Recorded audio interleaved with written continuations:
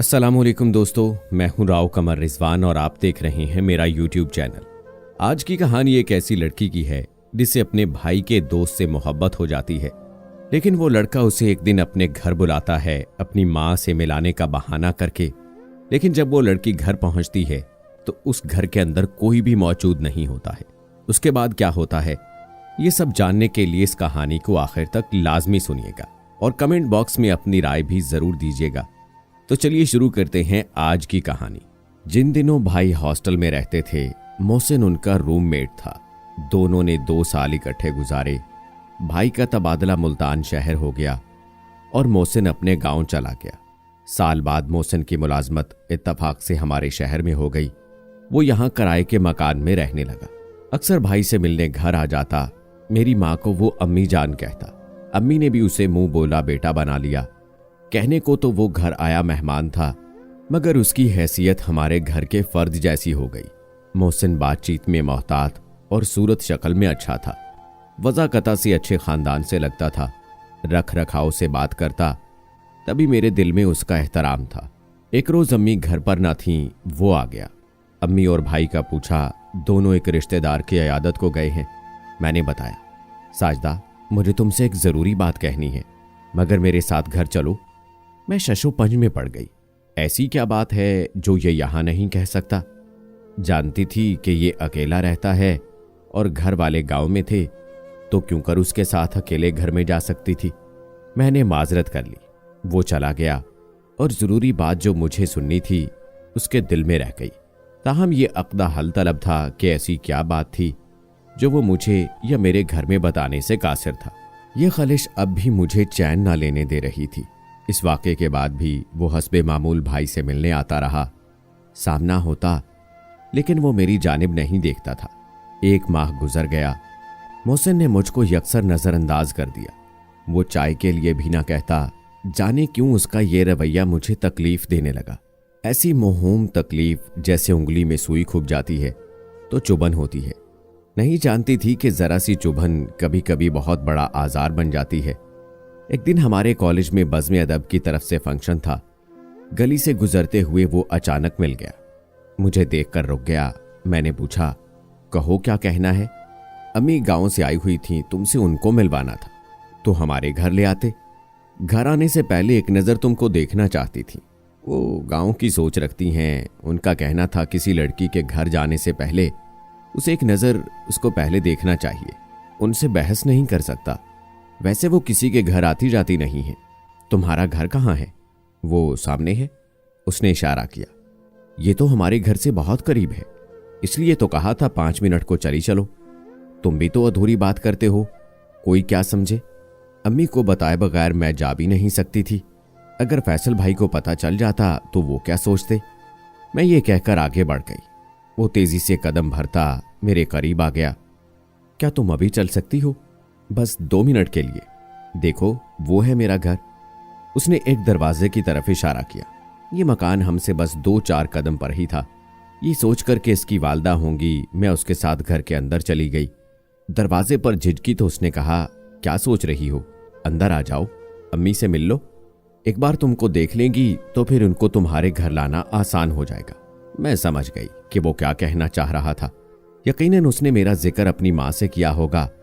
अब उसकी माँ ने मुझे पसंद कर लिया तो ही वो मेरा रिश्ता मांगने आएंगी। लम्हा भर को पहली बार जहन में चकाचौंध हुई। दिल में इस ख्याल से मुसरत का एहसास जागा कि इतना अच्छा लड़का मुझे अपनाना चाहता है जिसने कभी मोहब्बत का इजहार भी नहीं किया। उन दिनों अम्मी भी मेरे रिश्ते के लिए बहुत फिक्रमंद रहती थी। तुम सिर्फ 2 मिनट अम्मी से मिल लो। उसने ये बात इतनी समाजत से कही कि मैंने कदम आगे बढ़ा दिए। मेरे दिल में चोर ना था। समझी कि इसकी वालदा घर पर हैं। जब कमरे में पहुंची तो हैरान रह गई। वहां कोई भी नहीं था। इधर उधर देखा, शायद घर के किसी दूसरे हिस्से में हूं, ये सोचकर बैठ गई और कमरे का जायजा लेना शुरू कर दिया, जो बहुत साफ सुथरा और सलीके से सजा हुआ था। अम्मी कहाँ हैं? आ जाएंगी, पड़ोस में गई हैं। आराम से बैठो, जब तक वो आती हैं मैं तुमसे कुछ बातें कर लूं। तुम्हारी मर्जी भी जानना जरूरी है। किस बारे में? तुमसे शादी करना चाहता हूं, क्या तुम रजामंद हो? तो ही अम्मी को रिश्ते के लिए तुम्हारे घर लाऊंगा।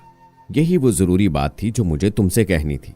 मुझे तुम्हारे घर खौफ सा था, यहाँ हम इस मामले पर आराम और सुकून से बात कर सकते हैं। पहली बार मुझे उससे हिजाब आया और मैं शर्मा गई। अम्मी कब आएंगी? आ जाएंगी, मेरी बहन के जहेज के लिए पड़ोसन के साथ बाजार गई हैं। तब तो उनको काफी टाइम लगेगा। मुझे कॉलेज जाने को देर हो रही है, अभी मुझे जाने दो।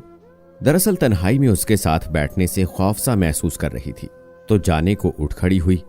अभी नहीं, थोड़ी देर तो बैठो, अभी कुछ बातें करनी है। फिर हमें इस तरह अकेले बैठकर बातें करने का मौका मिले ना मिले।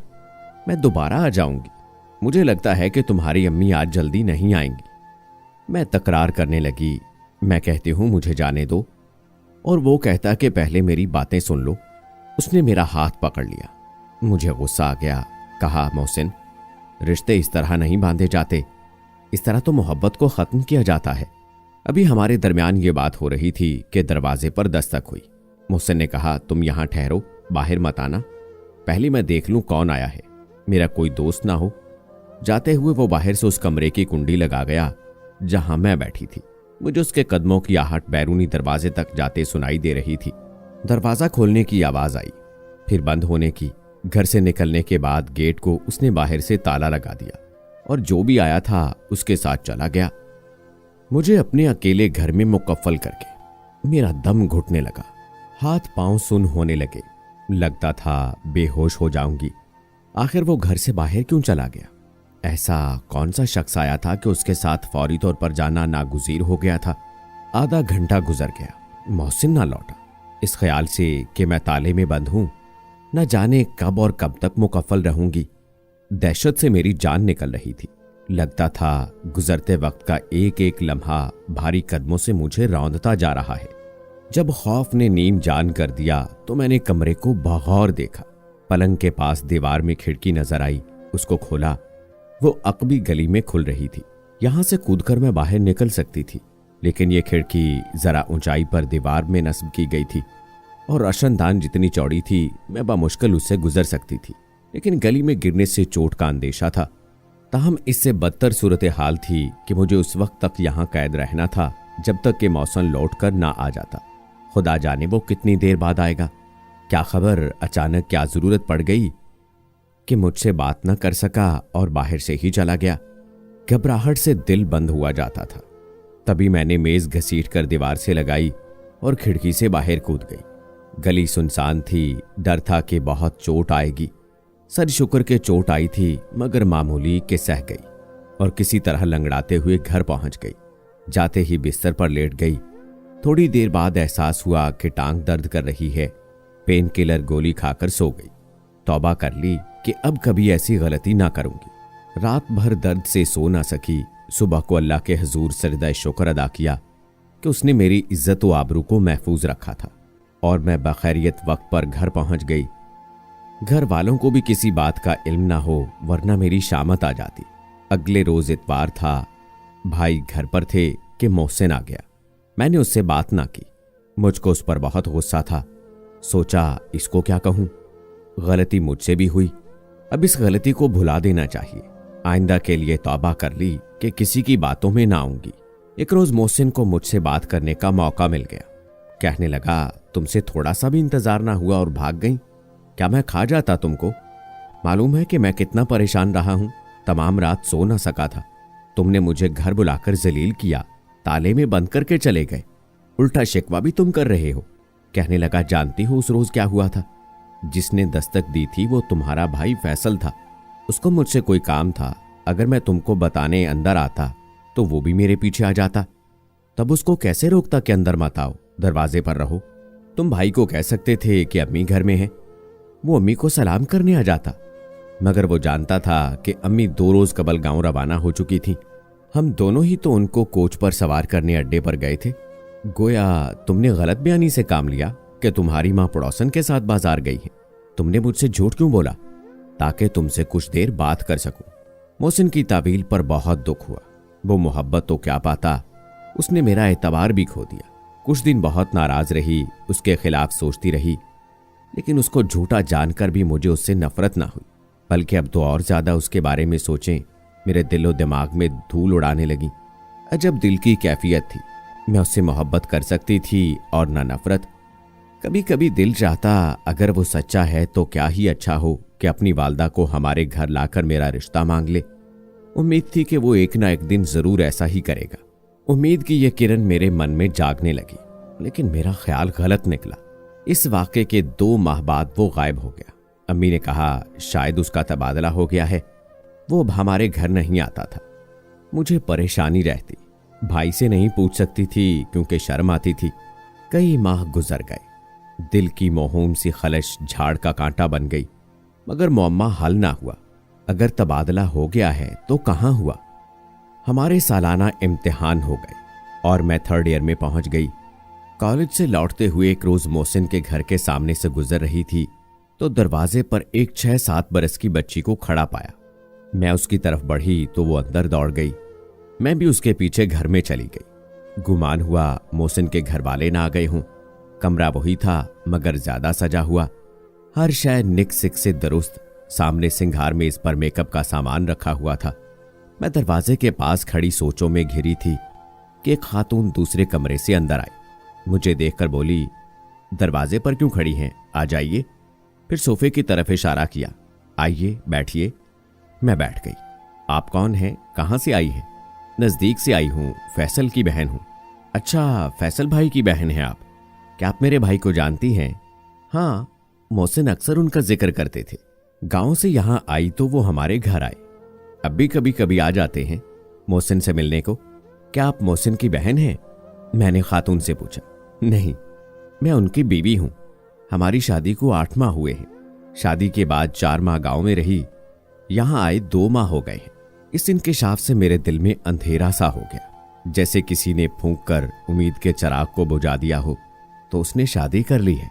खुदा जाने हमारे घर में इस बात का तज़किरा किसी ने मुझसे क्यों ना किया। हालांकि वो अम्मी का बेटा बना हुआ था, तो ये मोहसिन की दुल्हन है। मैंने फिर से बेयकीनी के साथ सोचा। तभी कमरे में घर गृहस्थी का सामान था और बरामदे में वॉशिंग मशीन नजर आ रही थी। मुझे सोचों में गुम देखकर वो बोली, मोहसिन फैसल भाई का जिक्र तो बहुत मोहब्बत से करते हैं। कहते हैं कि मेरा बहुत अच्छा दोस्त है, बिल्कुल भाइयों जैसा। हॉस्टल में साथ थे तो बहुत मदद की। यहां तबादला हुआ तो किराए का ये मकान अपने घर के पास तलाश करके दिया ताकि परदेश में मुखलिस दोस्त का कुर्ब रहे। ये तो है, शहर में अपना कोई रिश्तेदार ना हो तो दोस्त के घर वाले ही अपनों जैसे होते हैं। तभी अम्मी ने बेटा बना लिया और मोहसिन का बहुत ख्याल रखा, लेकिन कुछ अरसे से उन्होंने घर आना छोड़ दिया। वो फिक्रमंद है। हम समझ रहे थे कि उनका तबादला हो गया है। ये दुरुस्त है, तबादला मुजफ्फरगढ़ हुआ है। 2-3 घंटे आने जाने में लग जाते हैं। ऑफिस से थक कर आते हैं, थोड़ा सा जो टाइम मिलता है घर का सौदा सलफ लाने या किसी और काम में गुजर जाता है। इसी वजह से आप लोगों की तरफ नहीं जा पाते, मगर फैसल भाई तो आ जाते हैं।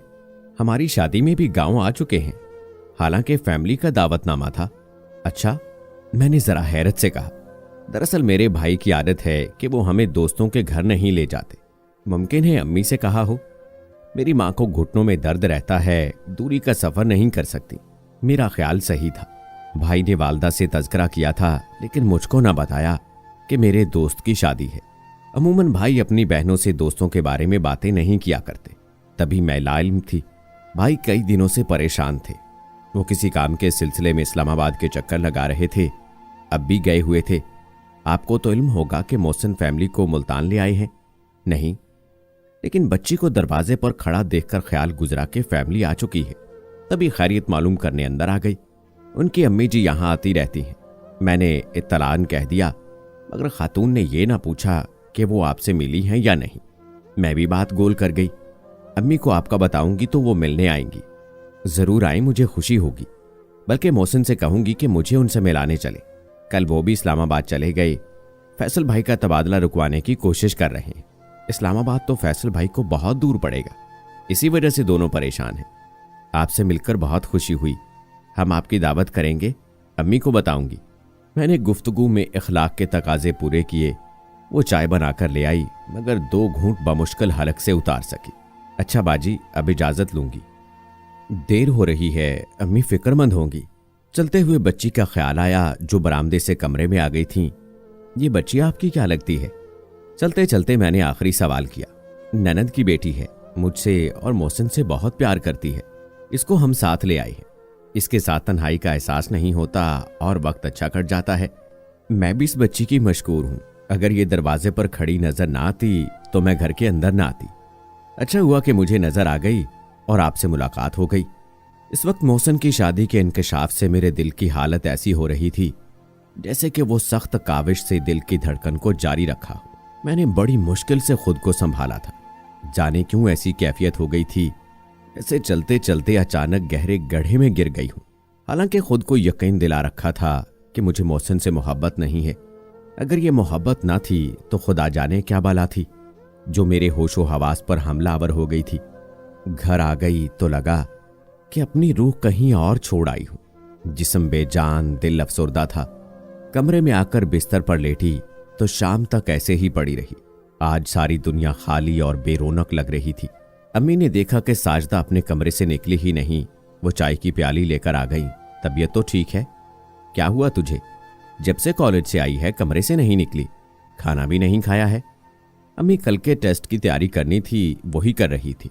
थक गई तो आंख लग गई। खाना कॉलेज की कैंटीन से खा लिया था। मैंने बहाना किया और उनको न बताया कि कॉलेज से लौटते हुए मोहसिन के घर चली गई थी और वहां से दिल की वीरानी का सामान समेट लाई हूं। उस रोज दिल चाहा खूब रो, मगर रो ना सकी। हैरत थी कि दिल रो रहा था मगर आंखों से एक आंसू न टपका, जैसे सारे अश्क खुश्क हो गए थे। तभी तो अश्कों का दरिया मेरे वजूद के अंदर किसी लावे की तरह बह रहा था। उस दिन के बाद बहुत अरसे तक परेशान रही। इसी नुक्ते पर हर वक्त गौर करती रहती थी कि अगर मुझे मोहसिन से मोहब्बत ना थी तो मैं क्यों इतनी परेशान हूं। उसने और ना ही मैंने कभी एक दूसरे से मोहब्बत का इकरार का इजहार किया था। ना अकेले में मुझे उससे मिलने की ख्वाहिश थी और ना ऐसी हालत हुई थी कि उसको देखे बिन चैन ना मिलता। एक मुहूम सी परेशानी थी, मगर ये मोहब्बत ना थी, पसंदीदगी भी ना थी। तो क्या था? बस एक बार दिल में उतरी तो खलश बन गई। इस वाक़े के 6 माह बाद मेरी शादी हो गई। मैं ब्याह कर लाहौर आ गई। मेरे शौहर अच्छे इंसान हैं, खूबसूरत हैं और खूबसीरत भी। रफ्ता रफ्ता मुझे उनसे लगाव और मोहब्बत होने लगी और माजी की तीखी खलश मिटने लगी। आज मेरा दिल नेक सीरत जीवन साथी की मोहब्बत से मामूर है, इतना कि किसी और के बारे में सोचना भी गुनाह समझती हूँ। कहने को ये जिंदगी का एक मामूली वाकया था, लेकिन उसने मेरी हयात के कैनवस पर गहरे नकूश छोड़े हैं। तो दोस्तों, आप इसको क्या कहेंगे कि ये मोहब्बत थी? मोहब्बत थी तो वाकई मोहब्बत ऐसे पाक ही होनी चाहिए। लेकिन दोस्तों, इतना जरूर कहूंगा कि दोस्ती की लाज रखनी है। अगर दोस्त की बहन पसंद आ जाए तो तरीके से रिश्ता मांगे, किसी जानवर की तरह कोई घटिया कदम ना उठाएं। आपको आज की कहानी कैसी लगी कमेंट बॉक्स में जरूर बताएं। मजीद ऐसी वीडियोस के लिए मेरे चैनल को जरूर सब्सक्राइब कर लें। मिलते हैं अगली वीडियो में, तब तक के लिए अल्लाह हाफिज।